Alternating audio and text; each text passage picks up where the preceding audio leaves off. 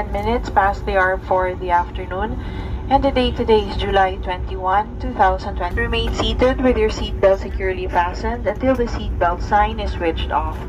For passengers who need assistance, please approach our cabin crew and ground staff, who will be happy to assist you. On behalf of and the rest of the crew, thank you for flying Philippine Airlines, the heart of the Filipino. Mabuhay at maraming salamat po. Welcome Hong Kong. Welcome Hong Kong. Tapos na ang bakasyon. Welcome again and again. Welcome trabaho. Ay, salamat Lord, nakarating din dito sa Hong Kong. Ayan. Tumatakbo pa rin ang aming sinasakyan. Maulan dito. Ayan.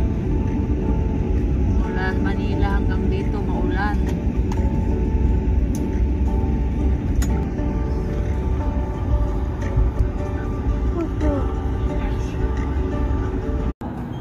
Ito guys, pababa na kami.